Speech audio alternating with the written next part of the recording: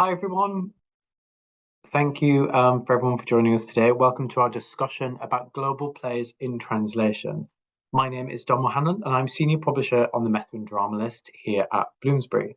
I commission across different categories of books, including standalone play texts on the Methuen Drama List, but also anthologies. And play anthologies are a really important way of publishing plays. They can be thematic, they can be grouped together by location or region, different areas of the world, or they can be by an individual author. So Drama Online, as I'm sure many of you know, is Methuen Drama and our hub for play collections and plays, and spans all sorts of different individual modules and plays. I think there's over 3,500 play texts. But today we are here to talk about a specific type of play text, and that is a play in translation, or specifically as part of our new Global Plays collection, which recently launched on Drama Online earlier this year.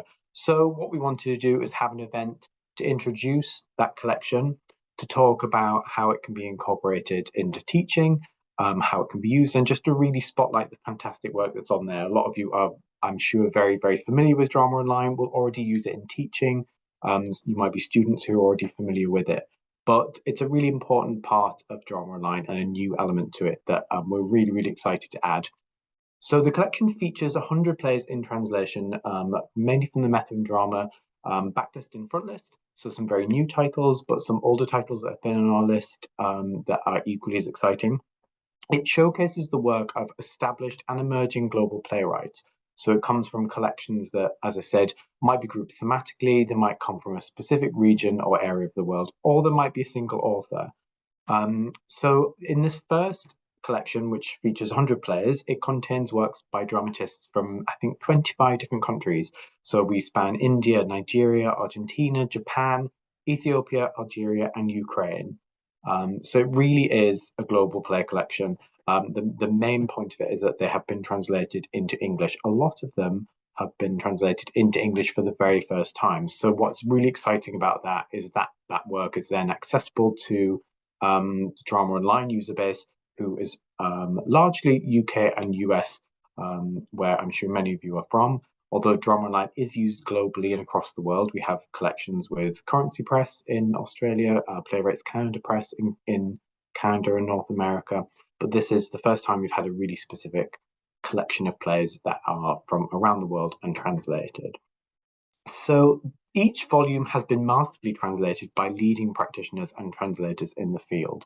And they vary in terms of their size, scope, and structure, but generally they include materials which address the work and their themes. So there may be playwrights and single authors that you've never heard of, or particular plays or theatre companies that might be completely brand new to you. So the idea of these anthologies is that it brings together pedagogical materials, so it gives you an opportunity to learn about these works, learn about the background, the context, that you can either use in class, that you can use as a practitioners in performance, or you can use for formal study as well.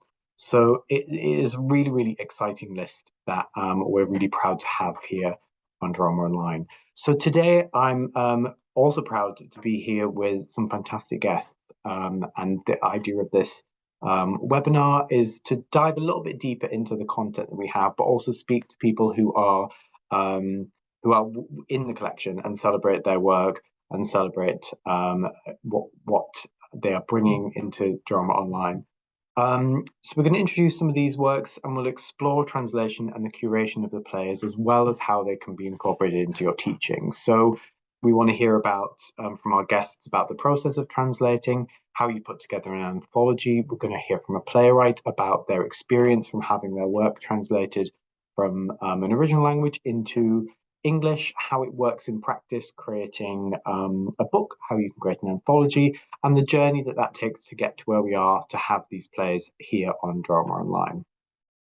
So I'd first like to introduce our guests. Our first guest is translator and dramaturg William Gregory. William Gregory may be known to some of you who have already worked on Drama Online. His excellent article delves into 5 of the plays that are in the collection, can already be found on Drama Online. A link to this will be added into the chat. So if you're familiar with that, then it's there, but please feel free to go and revisit that after this webinar. William and I are going to talk about the value of translating these plays and particularly ways that we can link to the higher education curriculum. So as you know, Drama Online is primarily an educational resource. So we're going to talk about how you can incorporate this collection and different plays and plays that might be unknown to you or writers that are unknown to you into your teaching. So welcome, William. We're excited to have you. Next up, thank you so much. Thanks. Great to be here. No worries. We're absolutely delighted to have with us esteemed playwright Abel Gonzalez Melo. Now, born in Havana in 1980, Abel is a rare example of a modern-day Cuban playwright whose work is performed and celebrated not only in Cuba, but also in the US, the Americas more widely, Europe, and beyond. So we're delighted that Abel is with us today. And with the aid of our superb translator, Cecilia, you'll be able to listen to Abel discuss his work in conversation with William. And William and Abel work together on an anthology of Abel's work, which is going to be in the Global Plays 2 collection, which is in the future. But the book itself has been published, so it's available for you to get and explore his work. So we're absolutely delighted to have Abel here. Welcome, Abel. Hi, Dom and everyone.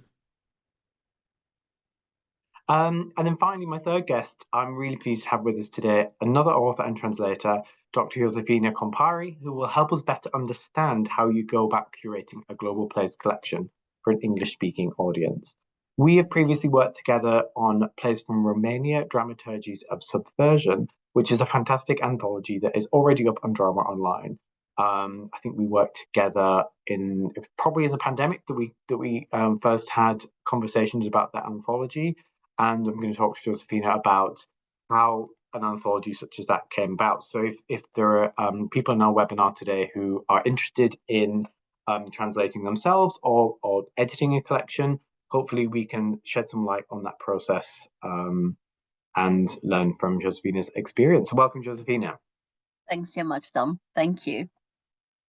Today's webinar is going to last for about an hour, but it will be recorded. Just a couple of housekeeping points. Microphones are muted while we hear from our speakers, but please make use of the Q&A function to ask any questions that you might have along the way. After the speakers' presentations, there will be some time for those questions, but you can feel free to pop those in at any point as they come up, and we'll get back to them, and hopefully be able to answer those as we go along. If anything occurs to you. But I'm going to begin, and the first part of our webinar is William and Abel in conversation. So I'm going to hand over to William and Abel and Cecilia, who will take on the next 10 or so minutes. Thank you so much, Dom. Thank you for that very kind introduction. It's my great pleasure to be here with you all and with everybody watching wherever you may be, and to have the opportunity to chat to my good friend and colleague Abel Gonzalez Melo about this book. I've got a visual aid, selected plays by Cuban playwright Abel Gonzalez Melo. I've got the hardback here. It's also available in paperback and online, of course. This is a collection of plays that began 20 years ago when Abel and I worked together at the Royal Court Theatre on their international projects, and carries on, if you like, until about the year 2022, 2023, when I had the pleasure of translating some of Abel's later works for productions in the United States.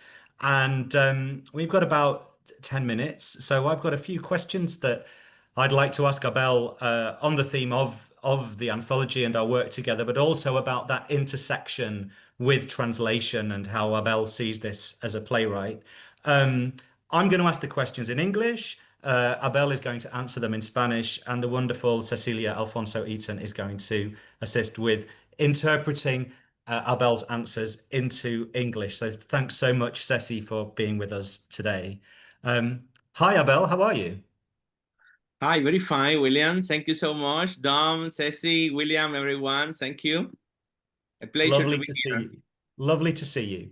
So I'm going to jump straight in and ask you the first question. So this anthology, as I've just mentioned, it tracks our partnership as a playwright and translator, yes, but it also tracks your trajectory as a playwright who has come into encounter with translation at various points in your career. So Nevada, the earliest play in the anthology, was written in around 2005 as part of the work that the Royal Court was doing here in London.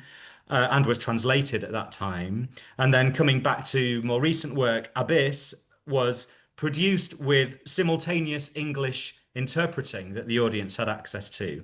And then, of course, Chamaco, also known as Kiddo, has been translated into many, many different languages.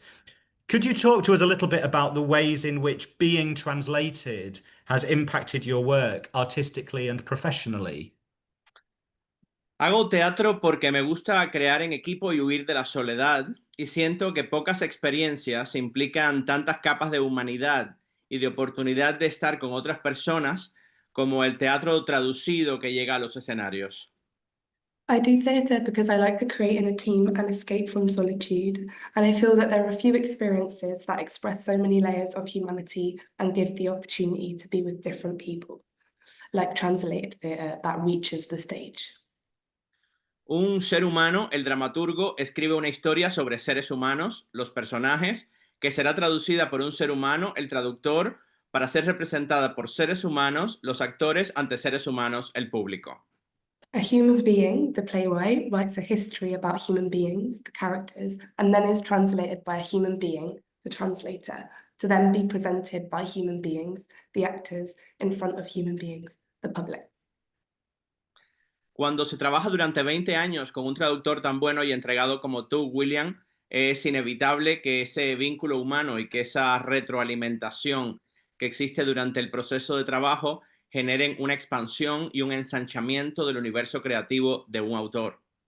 When one works for 20 years with a translator so good and dedicated like you, William, it is inevitable that this human bond and the feedback that exists during the working process generates a growth and a widening of the creative universe of the author.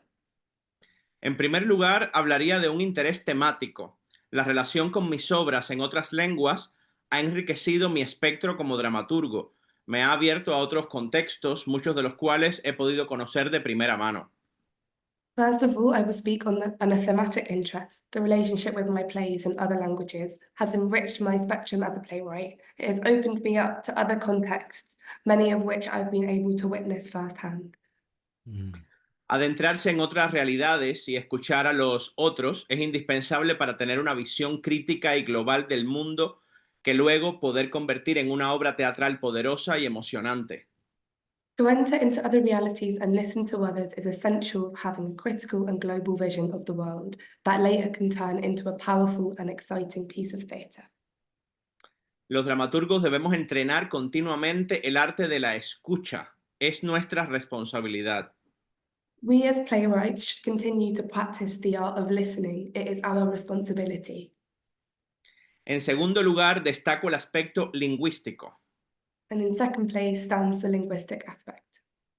De ser traducido al inglés, por ejemplo, aprendo cada día la síntesis y la precisión del lenguaje que el diálogo teatral requiere, así como la oportunidad de cada personaje de ser auténtico, de representar la particularidad humana, de tener voz única y diferente a la de los demás personajes. Through having my work translated into English, for example, I learn each day the synthesis and precision of language that theatrical dialogue requires, as well as the opportunity for each character to be authentic, to represent human singularity, to have a unique voice different from that of the other characters. Thanks, Abel. That's really beautiful. So you've alluded there to the idea of translation being something that goes two ways, and a sort of a richness that you gain from having your work translated and how that feeds back into your writing. So it's already, I think, maybe preempted my next question a little bit, because I wanted to talk about this idea or this fear, this anxiety that often exists when we talk about translation, which is the idea or the cliche of something being lost in translation, is a phrase we often heard. And I wondered if perhaps giving some specific examples from your experience of being translated, do you recognize that phenomenon of being lost in translation? Bueno, más que perder, me gustaría hablar de transformar. Well, more than being lost, I would like to talk about transforming. En mi experiencia de trabajo con traductores y en particular contigo, he sentido vivamente que la traducción no hace un duplicado o copia de la obra original en otra lengua, sino que vuelve a escribir la obra en una nueva lengua. In my experience of working with translators, and in particular with you, William, I have felt strongly that the translation doesn't create a copy or duplicate of the original play in another language, but it rewrites the play in a new language. Este concepto de reescritura, a mi juicio, es consustancial a la traducción. Por eso el diálogo y el intercambio cercano entre autor y traductor es indispensable para acordar el terreno común de trabajo. This concept of rewriting, in my opinion, is the essence of translation. For that reason, the dialogue and the exchange between the author and the translator is essential in order to agree on a common ground of work. Y por eso es todo un privilegio, William, que un mismo traductor te acompañe a lo largo de los años, porque vamos haciendo juntos un camino de crecimiento y descubrimiento. For this reason, it is a privilege, William, that the same translator has accompanied me, all these years, because we are going on a journey of growth and discovery together. Partimos de que posiblemente el teatro es el género más difícil de traducir, porque los personajes y no el autor son quienes tienen la palabra. Y los personajes hablan de acuerdo con su clase social, sus miedos, sus contextos específicos. We are left with that possibly theatre is the genre most difficult to translate because characters, not the authors, are the ones that speak, and the characters speak according to their social class, their fears, and their specific contexts. Eso ya genera de entrada un extrañamiento. Imaginar, como hicimos en el Teatro Home de Manchester, una obra tan cubana como Chamaco, que habla del mundo nocturno y marginal de La Habana y se consigue estrenar, sin embargo, con un elenco británico en inglés. This, from the very start, generates a state of uprooting, thinking about what we did at Home Theatre in Manchester, a very Cuban play like Chamaco, Kiddo, that talks about the nightlife and marginal world of Havana gets staged with a British cast in English. Pero ese es el pacto del teatro, es el misterio de la traducción teatral y también es su encanto, esa deliciosa mezcla entre verdad y artificio. But this is the impact of theatre. It is the mystery of theatrical translation, and it is also its charm, the beautiful mixture of truth and artifice.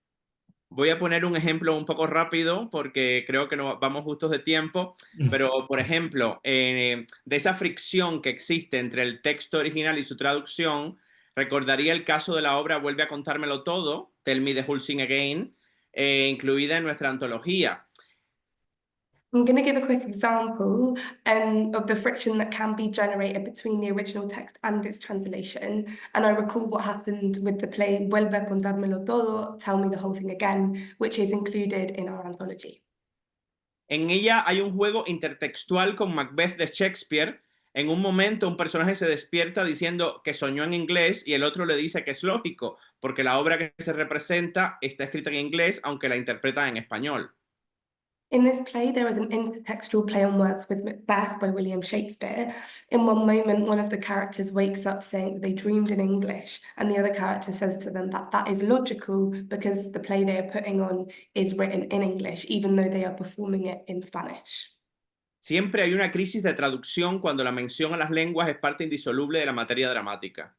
There is always a translation crisis when the mention of languages is an essential part of the play. Sí, otro caso podría ser la dificultad para transmitir cuestiones muy específicas de la realidad política, económica o social de un contexto tan polémico como el de Cuba. Another example could be the difficulty in transmitting things very specific to the political, economic, and social realities in the polemical context of Cuba. En mi diálogo contigo he descubierto algo maravilloso, la honestidad con la que te has entregado a entender nuestra realidad cubana y los múltiples puntos de vista que mis personajes tienen sobre ella sin juzgarlos. Eso nos ha permitido huir de los estereotipos. Aside from the conflicts and situations that my play sets out, it is challenging to talk about a country like mine, which is viewed in the world's imagination in an extreme way. For some, the Cuban Revolution is a model and example of courage and resilience, and for others, Cuba is a shameful communist dictatorship that has plunged people into misery and terror.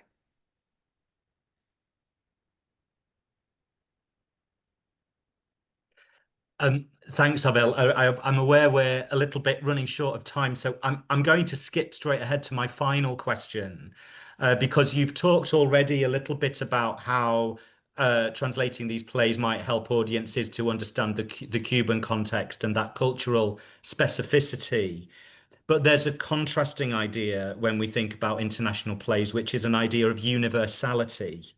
And that might itself, this idea of universality might make work interesting to scholars, students, practitioners of theatre more widely. Can you talk finally about a little bit about this, how this idea of universality relates to your work? Sí, como decía antes, con el tiempo y en gran medida gracias al trabajo de los traductores, esa visión de lo universal en mi teatro ha seguido creciendo. As I said before, over time, and largely thanks to working with translators, the vision of like the universal in my theatre has continued to grow. Por hacer un brevísimo y rápido recorrido por las obras que componen este libro, que yo diría que son 3 etapas de mi creación. Primero, en el caso de Chamaco y Nevada, ubicadas en los bajos fondos de La Habana del siglo XXI, por supuesto que el contexto importa, pero por encima del contexto están los personajes y el deseo que ellos tienen de amar, de huir de la soledad, de ser felices y de sobrevivir en medio de condiciones hostiles.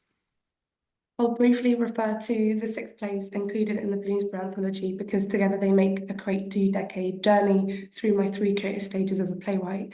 In the case of Chamaco, Kiddo, and Nevada, located in the slums of the 21st century Havana, of course, context matters, but beyond the context are the characters and the desire they have to love, to escape loneliness, to be happy, and to survive in the midst of very hostile conditions. Son obras atravesadas por el deseo, la corrupción, la doble moral, y eso genera ecos en otras latitudes y explica quizás por qué son obras como en el caso de Chamaco, que han tenido trayectoria internacional tan amplia. These are works permeated by desire, corruption, and double standards, and I think this resonates in other parts of the world and explains why these works, especially Chamaco, have had such a broad international following. En el caso de las obras centrales del libro, Intemperie y Fuera del Juego, donde la idea de la familia sigue siendo esencial, se abren más a cuestiones políticas y sociales de décadas anteriores que intentan arrojar un poco de luz sobre asuntos como los procesos de censura, la falta de libertad de expresión y los éxodos migratorios. In the second part of the book, Intemperie, Weathered, and Fuera del Juego, Outside the Game, where the idea of family remains essential, they open up more to political and social issues from previous decades that attempt to shed some light on issues such as censorship and the lack of freedom of expression and migratory exoduses. Y en la parte final del libro, Abismo y Vuelve a contármelo todo, que no están ubicadas en un país preciso, quizás porque las escribí para su estreno en Estados Unidos, abordan asuntos más generales como el abuso de poder, el misterio de la creación artística y la cultura de la cancelación. In the third part of the book, Abyss and Tell Me the Whole Thing Again, which are not set in a specific country, perhaps because I wrote them for their US release, I address more general issues such as abuse of power, the mystery of artistic creation, and cancel culture. Siempre me ha importado crear historias y personajes desde la honestidad, universales en esencia, donde drama y humor estén mezclados, personajes que sean complejos y sugerentes, tanto para atrapar al lector como para el trabajo docente en una escuela de teatro o para su estreno profesional. I've always cared about creating stories and characters that are honest and universal in their essence, blending drama and humour, characters that are complex and thought-provoking, both for engaging readers and for teaching in a drama school and for their professional debut.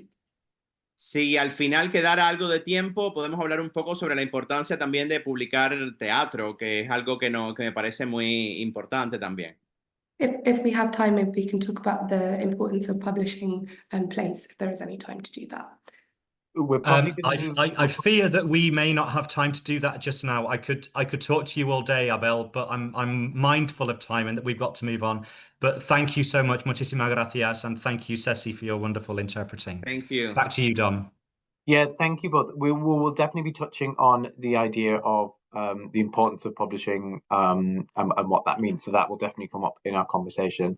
That was really great. Thank you. I think for me, translation is so, we think of it as so literal, and as we think of the act of, it's like a word for word, and a playwright and a translator, and so the job is literally just translating those words. But what you talked about there, the essence and trying to kind of fit something, create something new, and creating a version of something that isn't just, it's not just about a literal mapping word for word. Theatre is kind of capturing that spirit. It's so exciting to hear that. Thank you both. We're just going to speak now, and I'm going to introduce you to Josefina, who's really delighted to speak to you. As I mentioned earlier, Josefina is the editor and translator of one of our play collections called Plays from Romania, Dramaturgies of Subversion, which we worked on a couple of years ago and has had fantastic reviews in journals. It's had fantastic reviews online, and is being used and being taught and being enjoyed by people all around the world. So great to be speaking to you today, Josefina. Thank you so much for having me, Dom. Such No a pleasure worries. working on this collection. Great. Well, we're just going to dive straight in, and I just wanted to ask you about what was the editorial process from your end when you were selecting a theme for the anthology?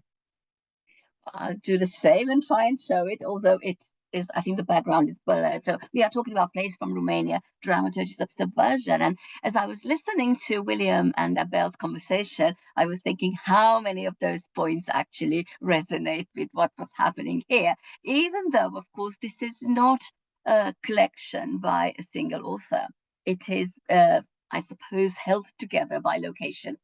The plays indeed hail from Romania. However, in addition to that, I had another, if you like, major criterion, the theme of transnationality. What I wanted to do here is to map, flag, suggest, show how from the sort of geographical territory of Romania, and in terms of playwrights hailing from Romania, we can find voices that actually express themselves in other languages.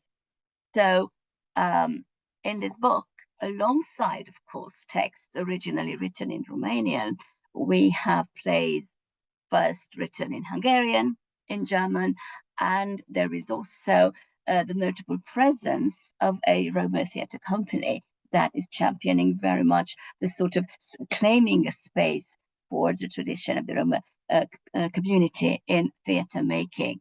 So this was, in addition to, of course, the country per se, my editorial concept. Thematic issues were less important in the initial kind of round, but there are, of course, synergies that we could explore later if there is time. Yeah, that's really interesting and a good point. I think as well, when we're looking at commissioning anthologies, it's not just as simple as being like, here's a country or here's a language or here's this. It once it was, and there are definitely occasions of that. But what really excites me is when you can really get into like a subsection of a language or a culture or a country or region, where it doesn't just have to be, here's 5 plays from this country. You can actually be like, here are 5. There are obviously so many plays across the world being written in different languages. So I like with this anthology, it really was hanging together on different themes, and the plays spoke to each other. It wasn't just a sort of collection of works just from that region. The way that you editorialized the collection was really carefully selecting how the works went together. How did you draw up? I know it's a really difficult task, putting together like 5 or 6 plays. How did you actually come up with that list?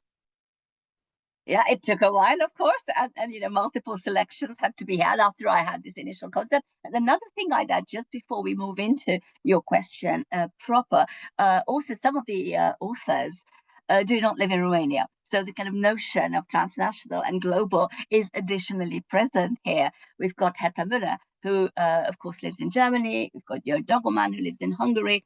So in that respect, the connection to Romania goes back a long time, and it's present in the subject matter, or perhaps a sort of origin of a particular text, but it's not a literal thing, as you have indicated. But yeah, going back to the kind of editorial concept and why these particular plays, like Abel, I suppose I wanted to give a sense of issues and concerns that illuminate and help readers, and hopefully subsequently audiences, understand a little bit more about Romania. And I was really thinking very hard about the time period that I should include here, how far back to go, in other words, and where to stop. So ultimately, the plays included cover the time period from the 1980s to almost the present, to the moment of the pandemic and the time of putting the anthology together. And in that way, I felt that we could touch upon, obviously, the communist period, which to this day has put its mark on, I suppose, what Romania has experienced and what Romania is, but also the transition from that system to the present and all the difficulties that the last 35 plus years have brought along. In this way, of course, we are dealing with censorship in some of the early plays, hailing from the 80s, certainly in terms of the work of Herta Müller and Matei Vișniec, who both were banned in Romania and subsequently have left. Both of them live outside the current borders of Romania. Herta Müller, as I indicated, lives in Germany and Matei Vișniec in France, although spends more and more time these days, increasingly more time in Romania, because of course, following 1990, that ban on his work has been lifted and has become, in fact, the most frequently staged living playwright. So just going back to the sort of themes, yeah, so suggesting censorship, suggesting life under communism, but also changes following the change of the regime and indicating contemporary concerns in society. And what I wanted to do also in terms of the sort of genres and in terms of the styles in which the plays have been written, to indicate variety. In other words, there isn't a one-size-fits-all. There isn't a particular theatrical convention in which a Romanian play is being written. So for this reason, for example, the first text that opens the play is an adaptation. That's the Herta Müller text, which has been adapted for the stage relatively recently by a theatre director, not a playwright. And I felt it was very important. This is the work of Mihaela Panainte, who is a very avant-garde theatre director for whom sort of visual language, corporeal language actually is very, very important. And yet here she turned to an important text that in its original form is fiction. I suppose you could call it a collection of short stories. So I felt that that was an important kind of grounding and signaling the connections between drama and literature, which I feel is quite an important one in Romania. And depending on where we are and we are talking, it is in focus or out of focus. And in this particular instance, I felt it was significant. Also because I have seen this adaptation on stage. It was put on with a bunch of very young actors in an alternative theatre venue. So it was doing all sorts of things that I felt were important and needed to be done in a contemporary theatre context. On the other hand, of course, there are plays that are more traditional author-written dramatic texts, where somebody with an important name, such as Matei Vișniec or Andras Șuițchi, finishes a play and hands it over subsequently to a theatre company to stage it. I should also add that some of these have not been put on in Romania prior to the creation of the anthology. So they were texts that I've discovered through my, I suppose, reading of publications in Romanian and my kind of contacts with playwrights. And here, I suppose, I come in wearing my academic hat, where I'm sort of constantly looking for what is happening and how to draw attention to Romanian theatre by, of course, creating play text in English, but also drawing attention through writing, through interviews, through other forms of channeling attention. And this is how I've discovered, for example, Andras Șuițchi's play cycle Stories of the Body, which was being written at the time when the idea of the anthology first occurred to me. And I was fortunate enough to translate a section of one of these plays and apply with it for a mentorship with Foreign Affairs Theatre Company, and ended up being one of the first mentees on their award-winning theatre translation program, which I feel is a really important way, again, to nurture this scene of translators into English and nurture this communication between writing and staging. So what I wanted to say with this, in addition to all this, is how the English version, if you had, if you like, appeared in front of an audience and in publication prior to the one in Hungarian. By now, they've caught up, and the Hungarian volume has been published and has been staged. But at that time, back in 2017, excuse me, this English version was the first, if you like, and that led subsequently to indeed an interest on behalf of Hungarian theatres to stage the play. So it wasn't always a situation whereby an important Romanian production gets translated, although that, of course, happens, and did happen in the case of this anthology, where your Dragoman's play that I translated as The Passport has had a very successful stage life in a number of theatres, both in Hungary and Romania. And that reached me, if you like, through its fame, through its notoriety in terms of theatre productions. Yeah, just to kind of pick up on that point too, of I'm interested in the act of translation briefly. I know it's a difficult question, but when you're translating something or approaching translating, is it help or hindrance to see something live? And I think going back to what Abel said about the essence of a play, I imagine it's a very different act of seeing a script and translating it, or then having seen a production, and then because your head is spinning with the production elements and the dramaturgy and the scenography and everything else going on with that, does that make a very different translation exercise when you have seen and experienced something live versus having just read something? I think so. It's very, I'm not sure it's better or worse or more difficult or easier. It's simply different because, as you suggest, indeed, you are being offered alternative readings. It's the directorial vision, the vision of the theatre company, the mise en scène. So it's a variety of additional elements that perhaps the text doesn't contain. And I should add that some of the plays in this anthology are very modern in the sense of their dramaturgy. They're very open. So they do not contain very many stage directions. So if you just take the text per se that's written on the page, it's very, very open. If you see it in somebody's production, of course, it's invested already with a particular vision.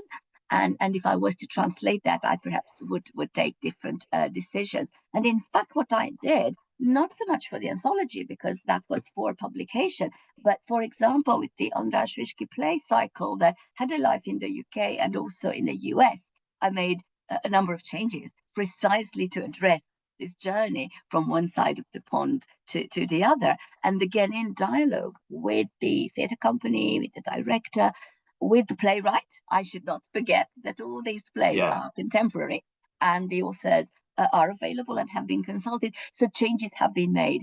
And as much as they shared their kind of concept again, I was able to fine tune certain details. Great. That's really fascinating. Thank you. It's working out how those things go together is really important. We're going to kind of continue talking about that, I think. Fantastic, Josephine. Thank you so much. I'm sure you feel free to kind of keep contributing, and as I speak to William, because it will be questions that come up as we continue to talk about this. But I'm just going to speak to William briefly now on his thoughts on translation. William, as I mentioned, works as a translator and has edited and curated a number of collections for us. He's also, I think it's fair to say, William, very much at the heart of the translation community here in the UK, and has works with a lot of different people, and is very much has opened myself, has been a window to me to the fantastic work that theatre companies, that translators and practitioners are doing, often potentially unrecognized or under the radar, and maybe out of the way of the mainstream theatre that we don't see. I just want to just pick up on that and ask William, why do you think translated work is perceived as seen as scary, for teaching, study, or performance? Why are we not seeing it on the stage at the National, the Almeida, or the Royal Court? Thanks, Dom. That's a great question. And I suppose in a way, like, a translator is in a way the wrong person to ask that question of, because if anything, what are translators here for? We're here to assuage the fear. We're here to make it less scary by at least taking the first step, which is to translate it from a language that perhaps you don't speak into one that perhaps you do. And I'd hesitate to put words into the mouths of producers and indeed of people who are setting curricula, although Josefina may well be able to speak to that element as someone who works more in the academic context than I do. Look, I think that there's perhaps the broadest barrier that we maybe talk about is this perceived otherness, the perceived risk of the play not being understandable, comprehensible, being either coming from either cultural contexts or from theatre cultures that we may not immediately understand, and therefore being more difficult to work on. But I suppose what's worth pointing out there, of course, is if we think about secondary education, students who are doing perhaps A-level theatre studies, drama or theatre studies, what are they studying? Ibsen, Chekhov, Lorca, Brecht, Stanislavski, the Greeks maybe. And so I suppose when we then think about what might happen in higher education, there's arguably a student body coming in as undergraduates who are already more than versed in dealing with plays in translation, and maybe there's a case to be made that one can harness this and to continue to expose them to work that comes from languages other than English. And I think for those of us who work in translation, within or out with, or in my case, with one foot in the academic world, I think what we continue to do and what we're so delighted that Bloomsbury and Methuen Drama have been so supportive of is to keep producing this work and to keep finding spaces in which to share it. I see Josefina's got a hand up. Maybe you have something to add, Josefina. Well, I just wanted to quickly say that I actually got into translation for this reason, to have more of an authority, if you like, to introduce plays in translation into the curriculum. At that time I was working at Montfort in Leicester. Now I'm at the University of the Arts in London, and we haven't achieved necessarily tremendous progress because the playwrights named by William are still on the curriculum for a variety of important reasons, but we are carving out space as we go along. And I'm finding almost year by year, there's more of an appetite from students because the student body is being more diverse. And I think we also need to remember that, students range from undergraduates all the way up to postgrads and PhD students. And when we get to that sort of end of the spectrum, there is definitely a lot more interest. And there are adjacent events in academia. We've just organized a public engagement event at Wimbledon where I teach, where it was a joy to see how quickly students responded to the opportunity to be in translated plays. So there is hope in that sense, but it's a very important job that needs to be reminded, I suppose, to university managements and to students that this has a mileage. And I'll stop because wouldn't like to take up more time from Williams on this. No, I think that's really key, and William and I spoke about this at an event last week, and when I was asked what was the first translated play I came across, and it was probably at 13, 14 at school. So Brecht is on the curriculum, Ibsen, Chekhov. There's never, I don't think a year goes by where in London, the West End, there isn't a Chekhov. So what I'm getting at is it's audiences and students and teachers are used to translated plays, but there's a gap between a contemporary translated play is somehow perceived as being risky or scary, but canonical translated plays are very much the bedrock. There are students of theatre who might have done Brecht, they'll have done Chekhov, Ibsen at school, and maybe GCSE drama. They might have never read a contemporary British play, but they've engaged with canonical translated plays. And it's just, I wonder what that gap is. William, maybe there's something, without divulging too much, what are people saying when you have that talk to a theatre, or you try and introduce that work? And as you say, you're there to assuage that. Are there kind of common things barriers that people put up? I mean, I think when it comes to programming, if we're talking about programming in the professional theatre, I think that might merit a longer conversation that we've really got time for, because we can't ignore in the UK, and I'm sure in the United States as well, the economic factors, pressure on box office, and that as well as the the aesthetic artistic policies of any given venue, and to state the obvious, the fact that as speakers of English we have immediate access to writers from the United Kingdom, the United States, Ireland, Australia, elsewhere in the English speaking world, many of whom are outstanding and of which we're rightly proud. So I think there's a multiple reasons why historically, and this isn't new, this is something that, I remember when I started translating plays about 20 odd years ago, going to a panel event about theatre in translation, and the same questions were being asked. Why isn't there more of it? What are the barriers to it? And I think in many respects those barriers haven't changed. What I will say though is that where audiences and artists and students are given the opportunity to work on this sort of material, in my experience, they've always absolutely loved it. I had the pleasure a few years ago of working with it was the MA in classical acting at the Royal Central School of Speech and Drama, on a modern play, not quite contemporary, a contemporary play from Chile, which was itself a reimagining of the myth of Lilith and Lucifer. So quite an extraordinary play that had come from the other side of the world, filtering a pseudo-biblical story. And the students just leapt on this material and were inquisitive and creative and deeply, deeply engaged. And similarly with the rehearsed readings I organized with Out of the Wings, the Latin American collective that I work with, again, the actors that we work with, all we ever experience is deep engagement and excitement and interest in working this. I've very rarely, if ever, found myself in a situation where once the text is in the room being worked on, there's any sort of to misquote Brecht, alienation effect. That's very rarely the experience.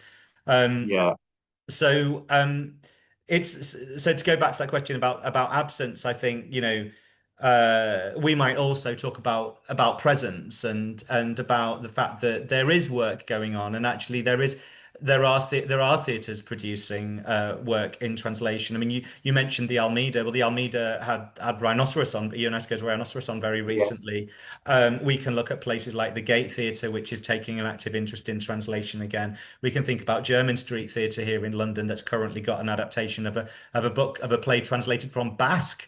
I think it's the first time a play translated from Basque has ever been produced, to my knowledge, in the UK. We can talk about the great work of Foreign Affairs over in Haggerston in East London, who exclusively produce plays in translation, Out of the Wings, which I'm part of, and a company which sadly came and went, but Global Voices Theatre, who during the time that they existed generated a huge amount of international work, including 2 anthologies, Global Queer Plays and Global Jewish Plays, which are a part of the catalogue at Methuen. So the work is absolutely happening across the different levels, one might say, at grassroots and above. And I think it always fluctuates for those of us who are engaged in this work. It always fluctuates. There are some places, it's a bit like whack-a-mole. There are some places they're doing it more, then they do it a bit less, then someone else does it a bit more. But the joy of the fact that, for example, there are so many texts that are available through the work that you're doing, Dom, means that there's more material there for when that appetite arises, for this work to be engaged with, and for audiences and readers and students and researchers to have direct access to it.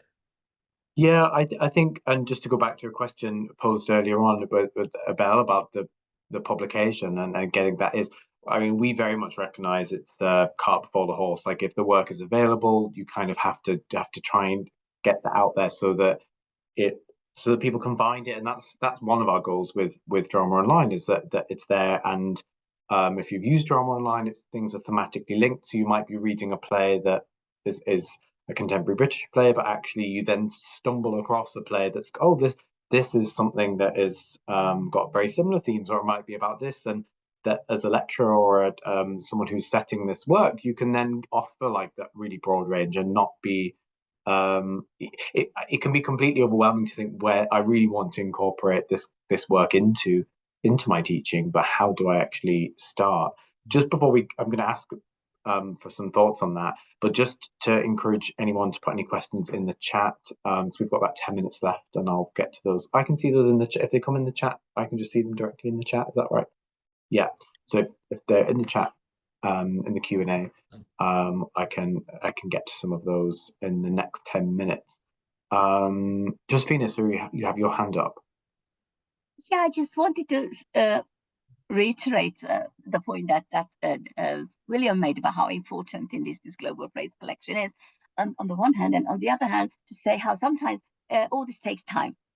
So the collection being out, not connected to a production, as it usually is the case, is so important, because it takes really sometimes years for somebody to stumble upon it and then develop an interest and reach out. This has happened to me more than once, actually, in relation to this anthology, but also to previous anthologies that I've brought out with other publishers, that years after the work has come out, somebody found it and wanted to work on it with their students, or students found it and felt that responded to them.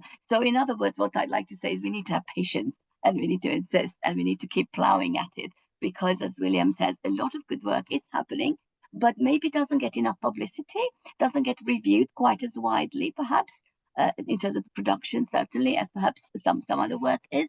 So we often can fall into the temptation of saying, oh, not that much is happening, when in fact, there is a lot of really trailblazing and important and courageous work. And thank you for offering us this platform to talk about it here today as well.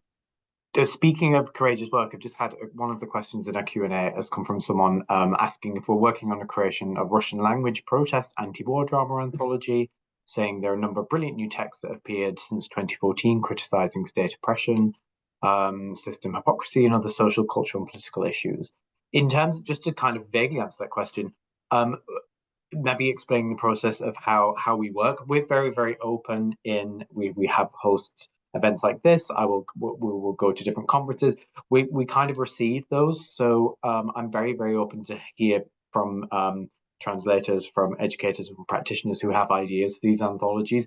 I'm personally not a specialist in that field, but I work with specialists. So people like William and Josefina can bring people to us. I didn't know the work of Abel, for example, and then William came and said, here's this brilliant work. So we really, really rely on people bringing that to us. So if you have ideas for thematic anthologies, things that could work, please come forward with those, because again, my knowledge is I can read as much as can be brought to me, or be engaged in topics. So very, very welcome to send us things.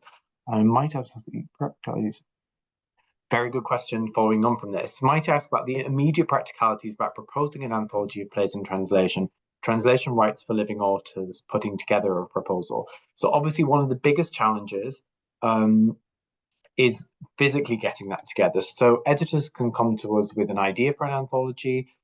It might be that there's work that they, in William's case, William worked with Abel for a long time and had that relationship there. Other people might come with more of a theme. I would first ask them to draw a short list, or maybe even a long list of plays that can go in.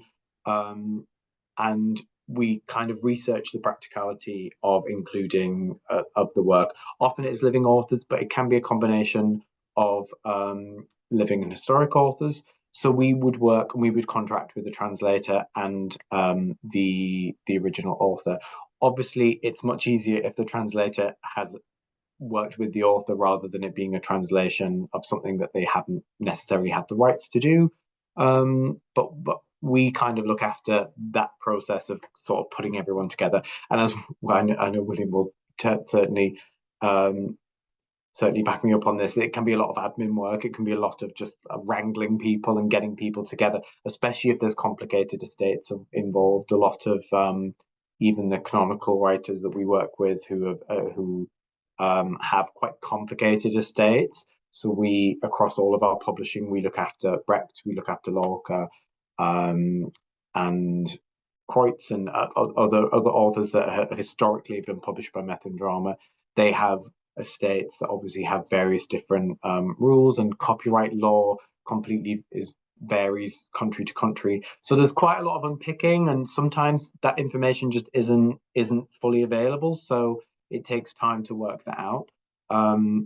But yeah, we work with living authors, their estates, translators who have relationships with authors, and also translators that might not already be connected with that author. So it really is a collection of different ways of coming together. And we have about 5 minutes left, so let me just double check I don't have any other open questions. I'll ask a question to everyone on the panel, really, just about what is your desire for plays in translation? What would you like to leave people with, a real like go away and be inspired by, but not a particular writer or anthology or anything, but what would you like to pass on to someone who doesn't know where to start? What's your best piece of advice for coming at plays in translation? So I'll go to William first. You know, that's a great question, and I think it goes back to your question earlier about why is theatre in translation scary, and I think one of it is that the world is very big. So if you're interested in if you're not very exposed to theatre in translation and you want access to it, how do you know what to start with? Like, where do you go? Do you know? And in all honesty, I think that's a very difficult question to answer. I mean, if you're a casual reader, then I would say just dive in, just pick a book and go. Just go anywhere. Stick a pin, literally stick a pin in the map.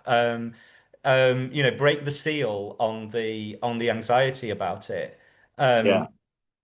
And then I think you've already articulated really well how the Global Plays collection on Drama Online is more curated, more guarded, more guided for people who perhaps need to be a bit more focused, who need to think more geographically or thematically, or about period, or about other aspects of where the playwriting's coming from. But I suppose if theatre in translation feels like something that is overwhelmingly big, then I think the answer is to